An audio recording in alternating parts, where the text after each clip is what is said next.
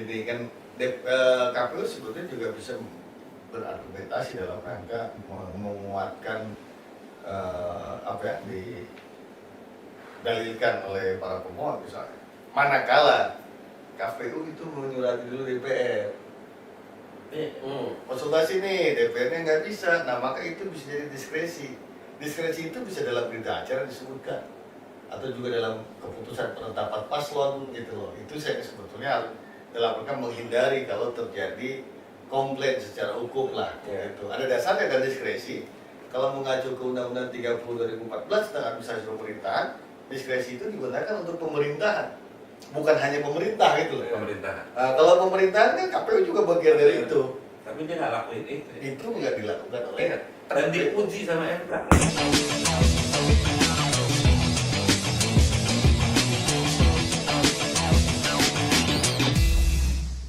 Enggak, celak. Gimana kalau misalnya sekarang kondisinya seperti ini, Gibran cawapres dan sekarang sudah terpilih dengan suara terbanyak, menunggu pelantikan. tetapi ya menunggu pelantikan, tetapi masyarakat melihat bahwa ini cacat hukum Ya, karena putusan MK. tuh. Yang kedua, KPU menerima pencalonan Gibran dan itu dianggap juga cacat menurut DKPP. Nah, ini kan nggak ada jalan keluar bahwa negara ini nanti dipimpin oleh presiden dan terutama wakil presidennya yang secara hukum itu masih menggantung, dan ini sampai kapanpun apa ya, jadi nggak jelas di kita nih. Ya kan sebenarnya sejak dari awal ketika orang bertanya tentang putusan MK, karena kan sebetulnya putusan MK itu salah satunya menabrak asas. Iya. Karena ada asas yang disebut Nanti dengan habis. Nemo Zudek Kasua Sau, bahwa hakim dalam rangka mengadili perkara nggak boleh ada hubungan saudara, dan itu jelas diatur di dalam Undang-Undang Kekuasaan Kehakiman Undang 48 2009. Itu jelas sekali dalam pasal 17 ayat 5 dan ayat 6-nya bilang kalau ada putusan yang menabrak asas itu, maka putusan itu dikatakan putusannya tidak sah. Putusannya tidak sah. Nah makanya dengan kondisi kayak gini, ini apa artinya negara hukum? Artinya maksud gue gini, kewibawaan institusi hukum kita ini jadinya gimana? Ini kan jadi presiden dong ke depannya. Ya dalam perspektif khusus ya, tapi kalau dalam perspektif putusan kan kita harus menghormati dan menghargai putusan Mahkamah Konstitusi, apalagi dia bersifat final and binding kan gitu. Tapi dalam perspektif diskursus kan sah-sah saja kita mendiskusikan ada beberapa hal yang secara substantif yang jadi pertanyaan publik kan gitu.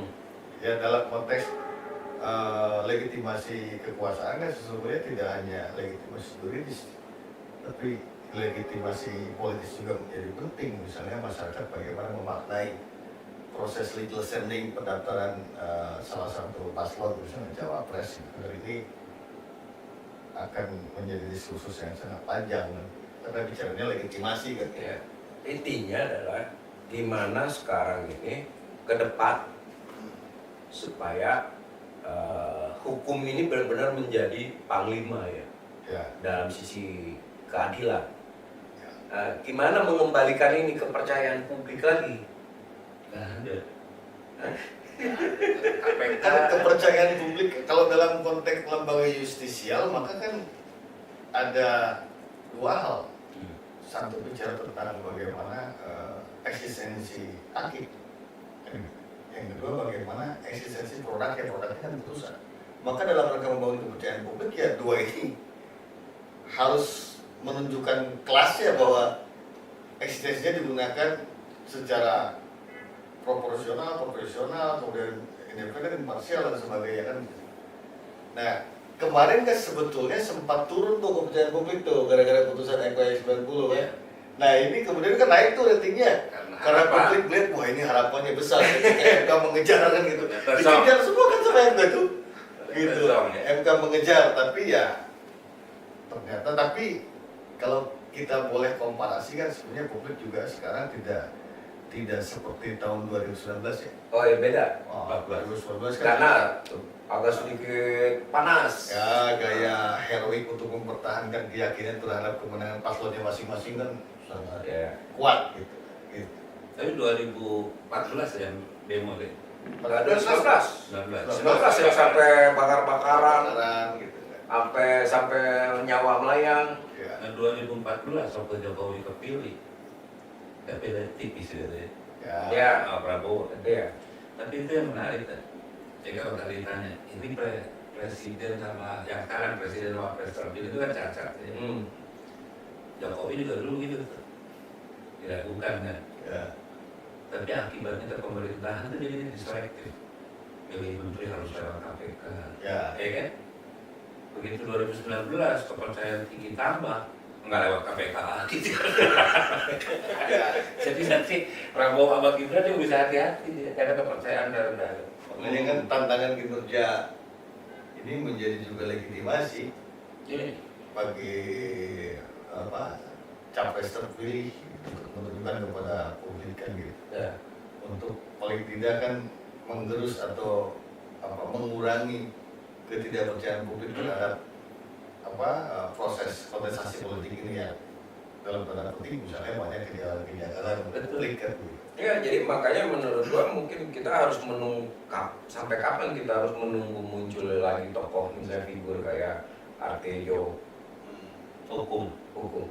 Yang kedua kayak hakim yang waktu itu memutus vonis terhadap nenek-nenek yang mencuri kayu karena untuk makan cucunya misalnya seperti itu, yang hakim akhirnya memutuskan memvonis semua yang di sidang ini bersalah katanya dan harus keluarin uang sekian.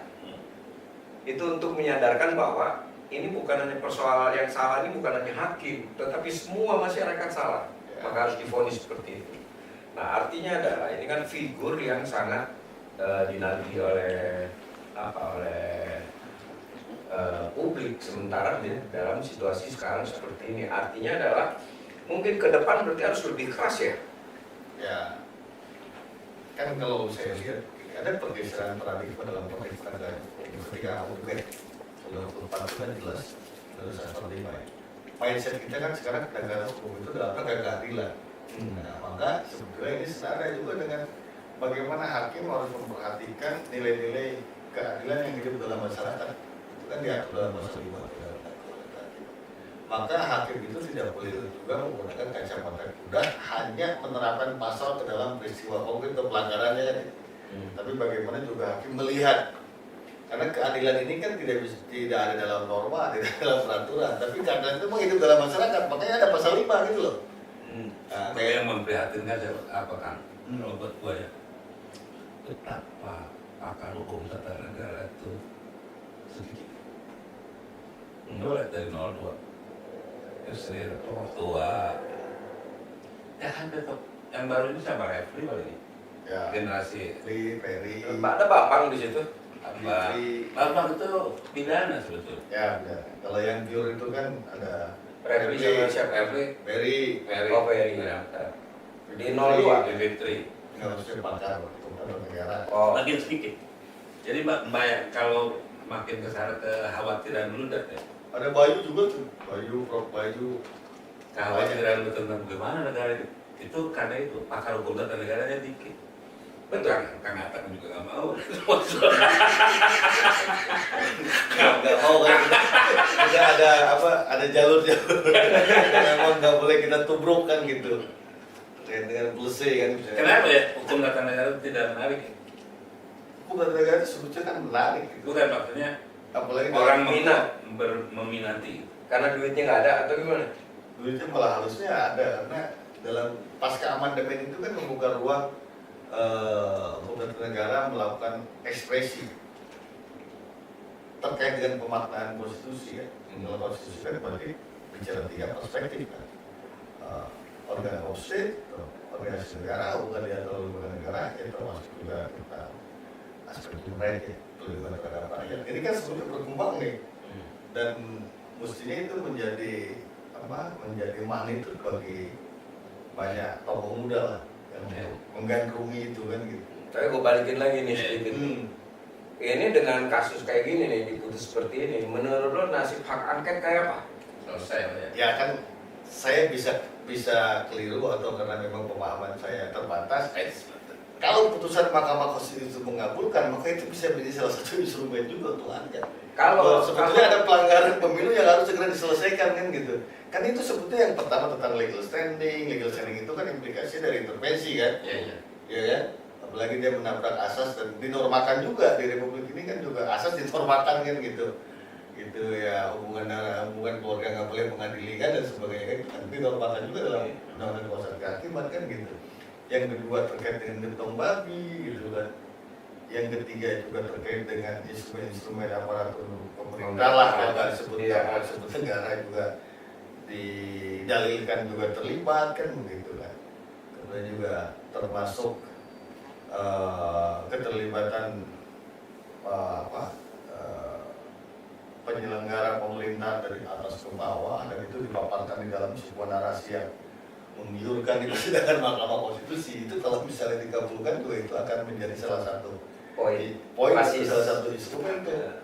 Ini udah diputuskan loh, oh ini terjadi loh, kan begitu. Kalau ini tolak semua berarti angket selesai lah ya. Iya, kalau ditolak semua, ya sebetulnya relevan, tapi mungkin pihak yang menolak angket juga akan menggunakan argumentasi itu bahwa reasoning untuk angket itu sebetulnya apa, dan kalau dianggap ada dugaan-dugaan pelanggaran apa dan sebagainya terkait dengan kontestasi politik, itu MK sudah membuktikan, bahkan MK memuji dalam putusannya penyelenggara pemilu top kan begitu. Iya.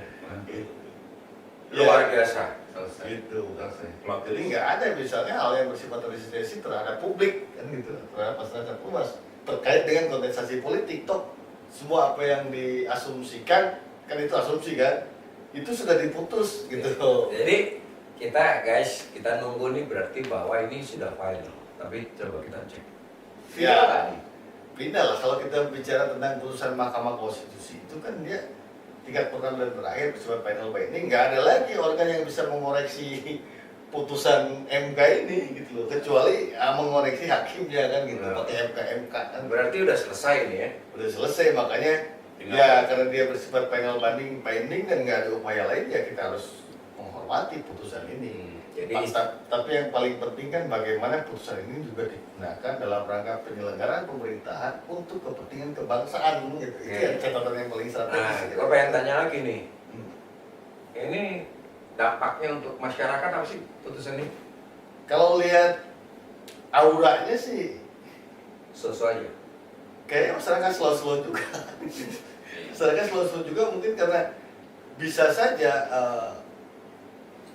ada keyakinan yang terhambat kalau melihat melihat orkestrasi persidangan kan dia yakin tapi terhambat gitu loh. Paham nggak maksudnya? Yeah. Gue yakin nih kalau menyajikan aspek formilnya kan proses persidangan gitu kan,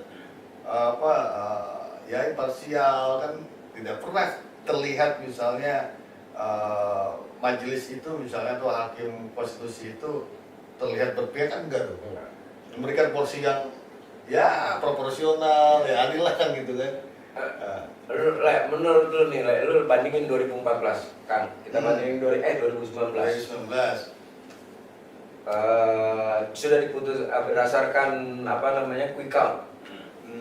Itu ditolak oleh salah satu paslon oleh Prabowo. Setelah itu MK, makin parah itu. Ya. Dan terjadi macam-macam chaos. Sempat terjadi rusuh lah ya. Nah, tetapi itu ketika itu tidak ada isu yang mengatakan bahwa kecurangan brutal. Tetapi reaksinya seperti itu. Nah, kita bandingkan sekarang 2024 yang katanya Pilpres kali ini itu sangat brutal dari sisi kecurangan, sangat terang-terangan. Tapi reaksi dari publik kebalikan dari 2019. Nah, ada apa nih? Kalau gua sih ngeliatnya dari para capres, semuanya juga nahan diri. Menurut gua ya, dari unsur capres, Anies, Imin gitu ya, nah kiri. Ganjar Mahfud, nah kiri. Bahkan Prabowo-nya pun, nah kiri gitu. Yang menang ya, dia ngomong bahwa jangan demo dari capresnya. Dari masyarakat, kalau gua sih ngeliat faktor pertama adalah belum lapar lah masyarakat. Saat ini belum lapar. Kita tuh kan baru udah lapar sudah apa nih kamu? Udah dapat beras, Dirapel. Kalau gue ngeliatnya itu, terus unsur kampus dia diem. Unsur kampus dia. Jadi elemen-elemen politik yang untuk bergerak itu nggak ada. Nah, padahal antisipasi dari aparat luar biasa loh. Tadi gua dengar di kampus UI itu udah aparat itu banyak tuh. Lu tadi malam itu suruh ngeronda gitu. Bisa saja gini ya, ada ya hebatnya komunikasi dan konsolidasi politik kan gitu satu, sehingga bisa menjelaskan bahwa sesungguhnya ya terus efek kan dalam penelitian kayaknya tips kedua Partai-partai juga nahan diri. Yang bahasanya nih koalisi perubahan nggak ngomong juga. atau juga karena semakin masifnya apa yang dipaparkan dalam praktek kontestasi politik misalnya, mungkin masyarakat juga berpikir kalau bisa apa ini gitu. Tanya nih Kekuatan yang invisible hand Ya, yang sangat masif dan ya tidak bisa dibilang tidak dan tidak bisa dibendung misalnya oleh kekuatan individu atau kelompok kecil gitu dalam masyarakat. Nasdem kenapa langsung menerima ini? Menerima Putusan KPU. Bukan. Kalau KPU kan udah Ya, dari awal Ketua Umum Surya Paloh kan udah langsung terima. Nah, termasuk di putusan MK. Jadi Surya Paloh udah langsung bilang bahwa menerima. Ya, yang pertama kan Nasdem sangat memahami bahwa putusan MK ini kan tidak ada upaya lain, harus terima. final binding. Dan yang kedua memang dalam proses kontestasi politik kan sebetulnya sesuatu kewajaran. Kemenangan dan kekalahan itu kan suatu kewajaran, kita bisa menang, bisa kalah. Ya, termasuk juga dalam proses penyelesaian sengketa PHPU ya di Mahkamah Konstitusi. Dan yang ketiga yang paling penting adalah apa yang harus kita lakukan bersama. Misalnya kalau tadi bagaimana kita membangun kepercayaan publik bahwa ada hal yang penting dan mendasar untuk membangun bangsa ini ke depan. Dan itu dibutuhkan misalnya berbagai macam elemen, tidak hanya partai politik, misalnya juga termasuk civil society dan kemudian masyarakat lainnya dan gitu. Ini yang kemudian harus dibangun bersama. Ada hal yang cukup penting bagaimana kita misalnya menata ke depan lebih baik kepentingan kebangsaan. Oke. Jadi Kalau gua malah ini deh, kalau konteks Nasdem ya Prof, dan dari tanahkan itu. Karena itu setelah pemilu pun begitu jadi belum begini ya, belum bagus. Oke ya, baru pengumuman aja. Nasdem itu orang yang partai yang langsung menerima. Iya. Ya kan langsung terima, terus Prabowo datang dan macam. Artinya menurut gue, Nasdem itu udah tahu juga ke MK gimana dia pasti kalah. Gimana Kang? Ya, kan gini, kalau kita lihat, kan kita harus juga melakukan komparasi dengan putusan-putusan sebelumnya. Meskipun tadi saya bilang hal yang kualitatif juga diuji oleh MK, tapi kan dalam putusan dari 2004 ini kan tidak ada juga yang berimplikasi terhadap diskualifikasi misalnya atau PSU gitu. Meskipun tadi saya katakan ya MK punya kewenangan dengan dua putusan itu untuk melakukan pengujian dalil-dalil secara kualitatif kan gitu. Apalagi misalnya ini selisihnya besar kan, berarti kan 40 juta. 40 juta, kalau 40 juta misalnya PSU harus berapa TPS, harus berapa provinsi itu kalau urusan anggaran itu ya namanya demokrasi ya pasti harus ada cost gitu. Dan kalau melihat interval waktu ya cukup sebetulnya kan gitu. Tapi bagaimana misalnya PSU itu dilakukan misalnya dengan banyak itu dan bisa berakibat kepada